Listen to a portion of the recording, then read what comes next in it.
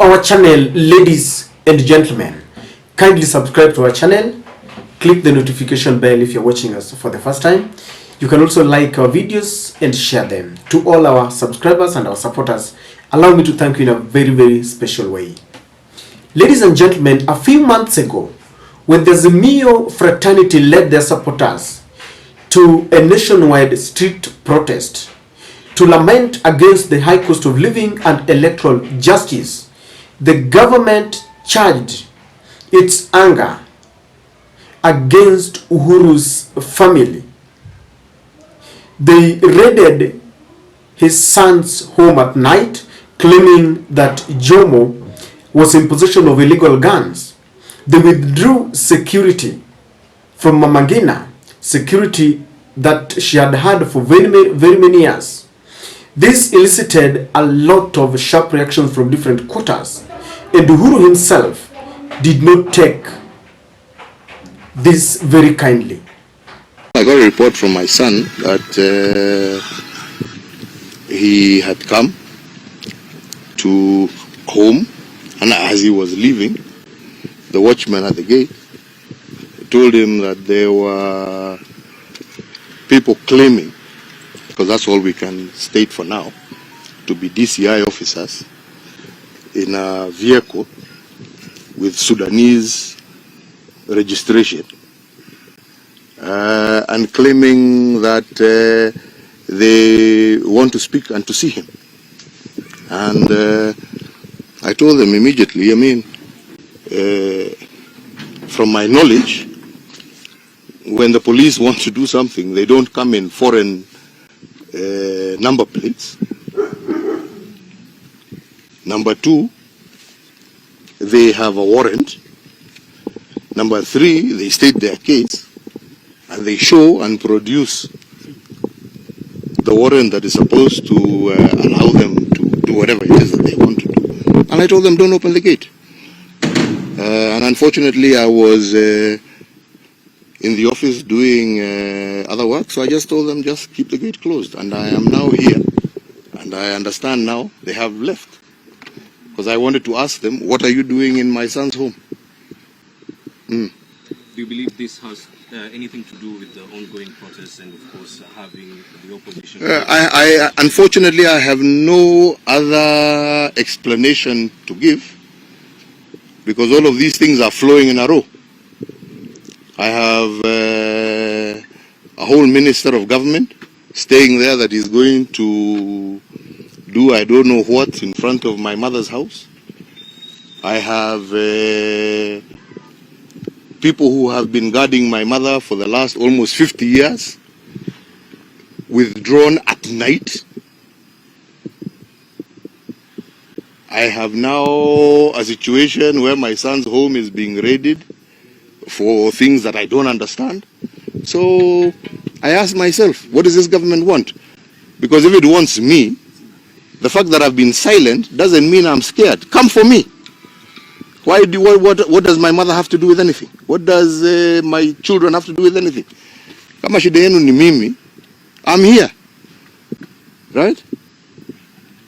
Yeah? They know where I am 24/7. Right? Why all this? Intimidate a 90-year-old woman. Intimidate children. Right? If it is me you want, come and tell us what you want. Yeah. The case against Jomo, Uhuru's son, has been going on in court. And from the onset, this was dead on arrival. And today, the government is reporting that Uhuru's son and government in talks to end guns license dispute. And it is reported there that the government is negotiating with former President Uhuru Kenyatta's son in a bid to settle a gun license dispute. John Jomo Kenyatta on Tuesday told High Court Judge Jairus Nga that he has been meeting with the Firearm Licensing Board in a bid to resolve the case out of court. You see, when Jomo reported this to the court, the first reaction from the Firearm Licensing Board was very funny. This is what they said, that in its reply, the board argued that it was neither interested in cancelling Jomo's gun license, nor was it aware of the raid. The board's chair, Rashid Yakub, said he never sent any police officers to Jomo's home. And he further said that he never asked police officers to order Jomo to surrender the guns he had. The senior officer said that he was a stranger to the July 21st drama, adding that the board has never written any demand or orally directed that President Uhuru's son's license should be cancelled. So the whole of this thing was a drama that was being arranged in a clandestine manner, that even the people who are authorized to deal with it were never aware of it. Do you remember recently Rigathi Gachagua telling the Kisii governor Simba Arati that he's the one who withdrew his security? And I'm tempted to think that when such things were happening during the demonstration, it was the deputy president who arranged all this, because some people decided to go to Uhuru's son at night to intimidate him. And when the legal procedure was being scrutinized, it was found out that someone was acting illegally, because even the vehicles that they were in were strange vehicles. But I want us to look at something. Why do you think they are now beginning to swallow humble pie? Because they are looking for Uhuru's son. They want to negotiate this. They want to have an out-of-court kind of settlement. You see, all this was meant to frustrate and intimidate Uhuru Kenyatta, because they felt that Uhuru's association with Azmio was giving the Azmio undue advantage. They felt that Uhuru was using his money to sponsor the Azmio demonstrations. We all know that people went to the streets because they were tired of the high cost of living. They wanted to know exactly who won the last election.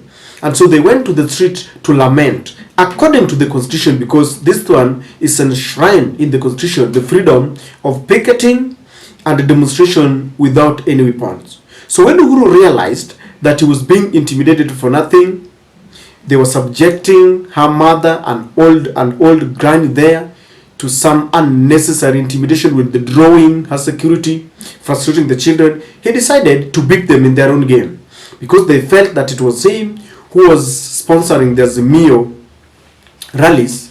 Uhuru decided to fly to the UK. And you see, when the enemy is not there, there is no excuse. So after Uhuru went, you realize that this issue of gun drama, ended, and there was no one talking about it. Take note that even the Firearm Licensing Board, the chairman himself, Yakub, distanced himself from all this drama, because he had not even written any letter to Uhuru's son, Jomo. He had not given any of verbal order. So he was not aware. He was not intending to withdraw the license, neither was he even intending to revoke it. And so with all this case lacked any merit in the court, and they decided we should now decide to have an out-of-court settlement. They were claiming that these guns were being rented to some rogue people to kill others on the streets. Remember, when the government charged the police to kill Azmio supporters, they wanted a counteractive narrative that it was the Azmio themselves who were killing people in the streets. And so they were claiming that this kind of guns, the illegal guns in quotes, were the ones that were being used to kill people on the streets. When Azmio decided to to call off the demonstrations, the excuse was gone. There was no way they were going to peg the use of some imaginary guns. And so again they were beaten in their own game. The person who was in charge of these night meetings to frustrate others, frustrating Fredo Kengo Matiang'i, frustrating Uhuru's mother, frustrating Uhuru's son, they didn't have anything to talk about. people had gone to Bomas under the National Dialogue Committee, and they were talking about the nation, and so it lacked merit that you could go ahead and frustrate anyone when the country had decided that they were talking.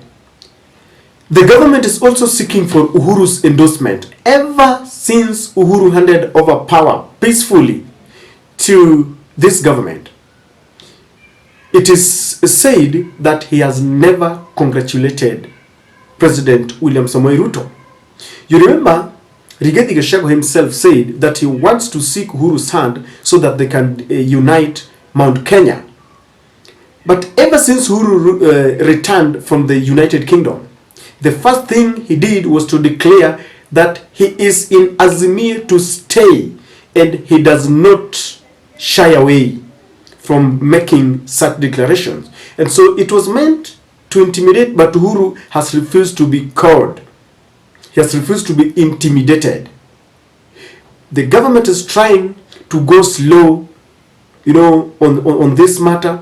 They are trying to withdraw all this case so that Uhuru can feel that they don't have a problem with him. But they are still trying to cling on the Jubilee Party, something that I also feel must be condemned very seriously.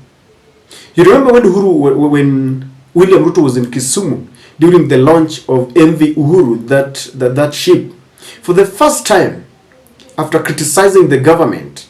In fact, people are saying that this government has never seen anything good about Uhuru, yet they were part of this government. Now, for the first time, he praised Uhuru's role in launching whatever was happening in Kisumu and that port. And so before Uhuru came back, people thought that both William Ruto and Rigathi Gachagua were seeking for his hand. They want Uhuru to endorse the National Dialogue report, but Uhuru has refused. So they're trying to to try and give this as a bait, dangling it as a carrot, so that Uhuru can come and say, let us have peace. But I don't think Uhuru is interested in their handshake, in endorsing the government, because the day Uhuru will say that I support the government, I recognize, Uhuru just said that they will be very happy. Uhuru simply mentioned that I handed over power peacefully in accordance with the constitution. There is a lot of pressure from the international community, the United States of America, UK, and the European Union. One, they are trying to squeeze Uhuru to endorse this government. They are trying to compel Uhuru or negotiate with him to endorse the National Dialogue report, but Uhuru has refused. They are also forcing William Ruto to go slow on Uhuru, because Uhuru is a royal family, and there's a close connection between Uhuru and the UK. So they don't want William Ruto to continue frustrating Uhuru's members of the family, including the mother, including the sons, and every member of the family. So they are piling pressure on William Ruto to go slow, and this is the reason why they want to negotiate out of court. But I sympathize with the police that raided, that were given orders to go at night and raid and try and intimidate and frustrate Jomo, Uhuru's son, because it lacked merit. There was no order from the relevant authorities, and if things were to get to shove, if push was to get to shove, then I'm telling you, they would even be sacrificed. I have realized that sometimes in government you need to be very careful. Some people will order you to kill, some people will order you to do certain things that are against the constitution. But when you are now arraigned in court, you carry your own cross. And the police should be very careful, because once they start scrutinizing one by one, you cannot say that I was doing this on behalf of Rigathi Gachagua or on behalf of the IG, Japhet Koome. On this, Uhuru has scored, and the government has been exposed. They don't want anyone who is criticizing them, because when you do that, they frustrate you, they frustrate the family, they kill people on the streets, and all this. Let me tell you this. The government must be very careful, so that when they have a problem, for example, with the Uhuru, they should not involve the family. I would love to see William Ruto going home peacefully without anyone going around, you know, to frustrate Charlene Ruto and Nick Ruto and all the other children, because in 2027 William Ruto will be rejected. I don't know whether the IEBC will announce him, but in the event that he goes home, I would want to see William Ruto given time to retire peacefully. As we reflect on the things that he did, we pick from the good things that he did, and we learn from his mistakes. I don't want to see a situation where William Ruto has gone for retirement and then people are following maybe Mama Rachel and all that. I don't know what to think, but this is my take.